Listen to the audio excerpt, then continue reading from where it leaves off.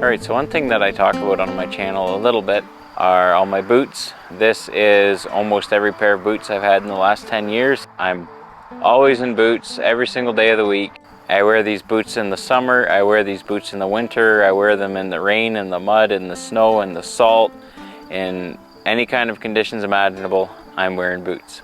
I don't take particularly good care of my boots. I tend to abuse them quite badly. And I also walk very pronated with a lot of my weight on the inside of my foot, which you'll be able to see in the way that these boots have worn. So there's really nothing about the way I treat boots that means that they should last forever.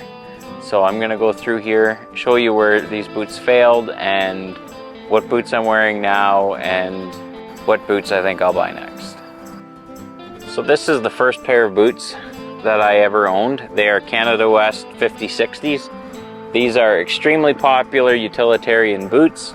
They do not have any stitching in them. Now remember, stitching actually does have an important function, as it encourages the boot to flex where the stitching is on the vamp here, and on the upper, those stitches help the shaft to maintain its form.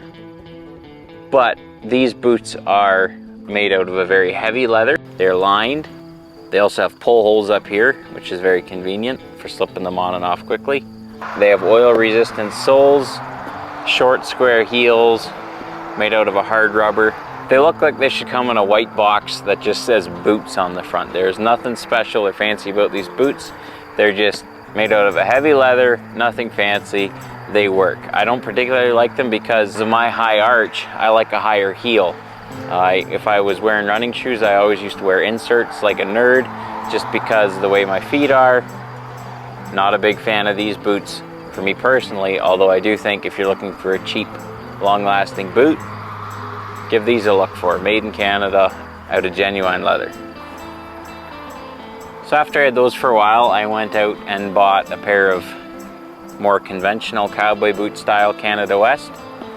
I believe these are 5612s. I will put the number up if I am wrong. You can still get these. Now what makes these different from those basic boots is they do not have pull holes on the top, which is kind of a disappointment. I am a big fan of the pull holes. I don't understand why you would delete them when your pants are always covering the boot anyway, so who cares how it looks? It might as well have useful features on like that. Now, again, I am a massive heel dragger, and these boots I didn't let go quite as far as the next couple ones you'll see, but you can tell starting to wear out on the heel. I screwed on that piece that came off at work one day. Now, these have the Vibram soles. They're actually pretty good, not too bad on ice, and as far as cowboy boots go, it's pretty hard to find ones that will do anything less than give you a concussion on ice. I lost the heel completely on this one, so I will be getting these reheeled. Other than that, they're in pretty good shape. I do tend to stress this part of the boot quite a bit because I have really wide feet, and I will show you that on the Ariats, because Ariat does not make a triple E wide boot, which is really stupid, because if you've got anything less than narrow feet, Ariats suck. So these ones still actually in pretty good shape, except for the heel problem, which is due to the way I walk. After that pair of Canada Wests, I switched to boulet, which are boots that are made in Quebec. Again, they are very typical cowboy boots. They have a rather deep cut, which I actually found pretty nice. I do prefer the long shaft boots, and these are kind of a nice balance of not rubbing on your calf, but also having a long shaft. Here's a worse example of my heel dragging, and you can also see, if you look across, the heel and then the boot is quite twisted simply because of the way I walk. One problem I do have with these is they're made out of a slightly thinner leather than some boots are, and you get the Turkish slipper after a while. You get these wet, the leather shrinks. Look at that. Just wild. Not a good look. I think also a part of it is because of my high arch. I might start pulling the toe in a bit. These have a leather welt, which is a little bit hard to find on Western boots. I really like a leather welt. The rubber ones seem to crack a little bit too easily. And as far as the inside of the arch here, where most of my boots tend to let go, these ones are still hanging on. So I think these are worth putting a new heel on, and I'll just have to deal with the way they look. Now, while I'm talking about boulet, this was the first pair of them I had. I got a second pair, which was a square toe. I will have a picture of them up. They were really good boots. I liked them a lot. The only problem with them I had was the shank literally drove itself clean through the sole. And I wish I would have kept them. I wasn't thinking when I threw them out. I was like, well, these are garbage. And I was like, well, actually, they just needed a new sole, and they would have been just fine for another year or two. So that was a blonde moment. Anyway, it'll take me a long time before I get through all of these boots. Here's my second pair of the Canada West. These are the same as 2 pairs ago. The only difference being I wore these out quite a bit more. Again, you can see the heel just grounded away to nothing. And last boot I was talking about leather welts. This is why I don't like the rubber welts. It's completely let go in here. It's done that on both boots. This one a little bit worse. So waterproof no more. And in order to fix that, you have to stitch a new welt on the boot and then do a new sole and then do a new heel. So again, missing the heel on this boot entirely. That the rubber cap's gone. So I think I'll just go get these rehealed, and I won't worry about the welt letting go. It just is what it is. I just won't wear them when it's wet out.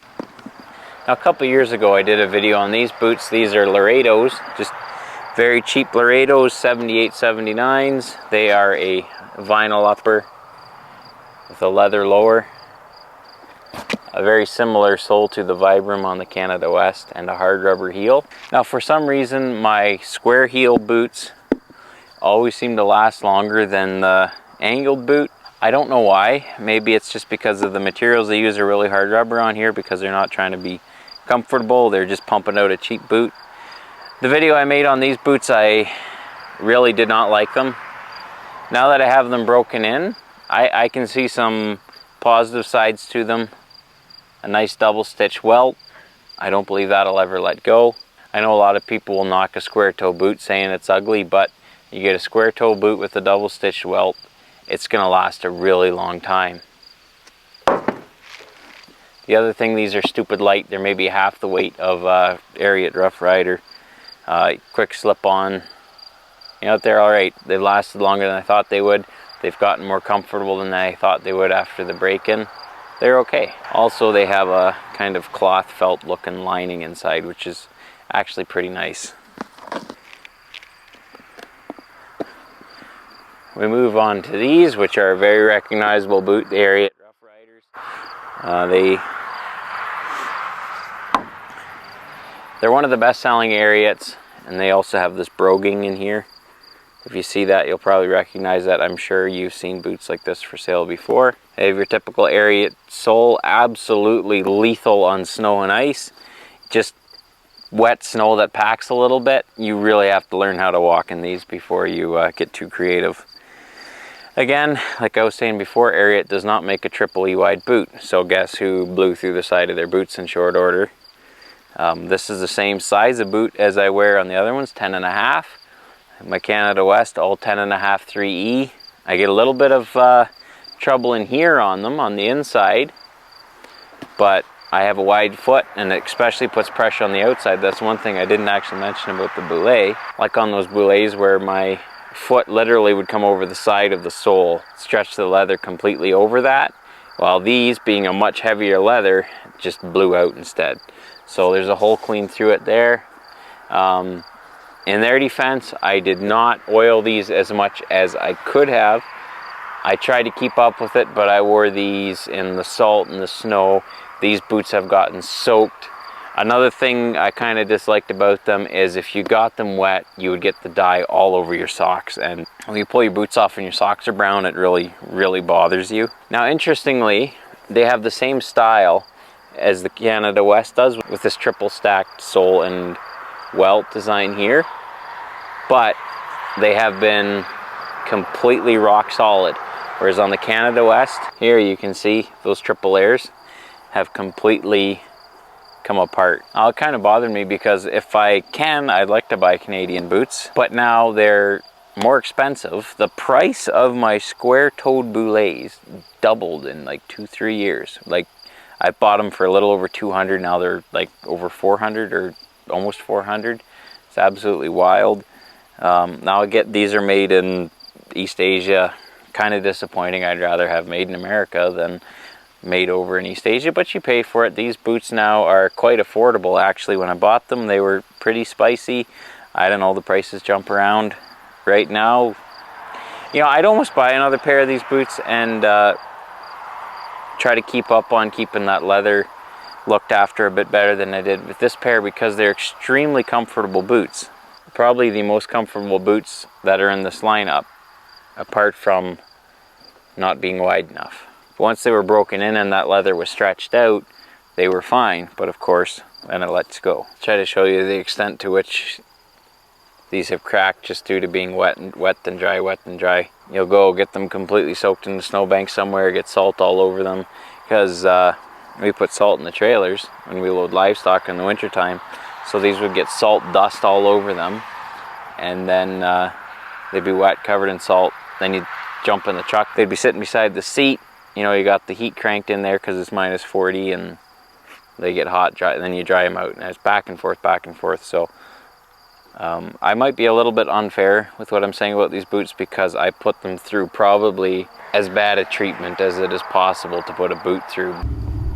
All right, we'll move on to these. I didn't pick these boots out, I just ended up with them because they didn't fit somebody else. So these are the boots that I'm currently wearing. They are Ariat. They don't have the model name inside, but I'll get them pulled up. They're very similar to those two pairs of Canada West boots that I wore out. I'm not running the original insole inside either. I got a really cushiony one, and the other thing is I went from a 10.5 triple E to an 11.5 double E, which really isn't ideal because yes, a bigger size is wider, but it's also longer. If you've got a short, wide foot, yeah, it's wide enough to accommodate your foot, but then you kind of have that back and forth, which drives me absolutely crazy. However, they did a much better job on this welt. It is a rubber welt, but the stitching does not go past that point where these other boots come apart. Instead, the layers end here. It's only one piece in here where it has to flex instead of those triple layers that start to move sideways, and then once you wear that thread out on the bottom, they pop. Well, they got rid of that. It's only one layer, and it's stitched well on the inside here. You're never going to walk on that anyway, but I'm not worried about these coming apart like the Canada West did. They also have a much softer rubber heel, which I'm sure I'm just going to absolutely destroy within no time, but they are actually fairly comfortable, other than my foot moves around in them a bit too much just because of that compromise between width and length. Make a triple E. All right, here is Canada West 6984s. They are originally a buckskin. I put mink oil on them just to darken them down a little bit. They are very tan when they're brand new. These are a very cheap Canada West boot. I got them because they have a very narrow shaft, so you could actually wear them under dress pants without being able to see any outline of a boot whatsoever. And then I got the color because I needed tan to go with a navy suit. These worked out perfectly. They just have a leather sole, which was suicidal in the winter. But once you get them kind of worn in, it's not quite as bad. You just have to be a little bit careful where you go. A basic hard heel with about a 1/2 inch rubber on the end. They're actually quite comfortable. They have a very thin leather on them, which is why I went with mink oil instead of dubbin like I use on all my other boots, just because of a slightly more delicate leather. And also dubbin tends to get dirty and get dust. You'll see grass stuck to that pair that I'd been mowing the grass with before I did this video. So the mink oil, these are my dress boots. They stay a lot cleaner with mink oil, and they don't have that kind of residue left on them because dubbin is wax, whereas this is oil. I actually quite like these boots. It's a vinyl upper, leather lower, which is fine. They're trying to save money, whatever. And they're actually surprisingly cool in the summer compared to the Ariat the first pair of ariats are absolutely roast your feet off in the summer. All right, this is the worst pair of boots I've ever bought. And to explain them to you, they are a steel toe with a green triangle. So they are a work boot. They have the same oil resistant sole that the first pair did. Completely utilitarian in that respect, although they do have stitching on the shaft and on the vamp. Other than that, your typical Canada West design on the welt. What makes these so horrible is they are unlined. So this, the entire inside of the boot is rough, which means that it just yanks your socks right down over your heel. I didn't wear these very much, barely enough to break them in. The actual foot part of it is fairly smooth inside, although when it goes from the upper to the vamp, there's still that ridge in there instead of having it nicely lined with the thin leather. So it doesn't pull too bad on your sock down here anymore. It did horribly when I got them. But never, ever, ever, ever buy an unlined boot. It's just pure misery, waste of money. I guess if someday I need steel-toed boots to do something, I have a pair. But if you're going to wear these all day on a job site, you won't make it through a day. Just never, ever buy online boots. Hot garbage. I don't know why they even decided to put these into production. It seems really obvious. Alright, so that's 9 pairs there.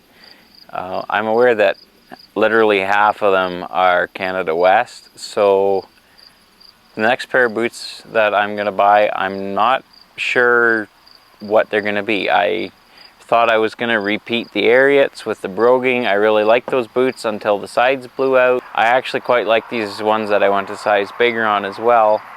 I'm not really that keen on Canada West, simply because it doesn't seem like they last as long as they could, and it seems like until they fix their welt design, I'm just going to keep blowing that out.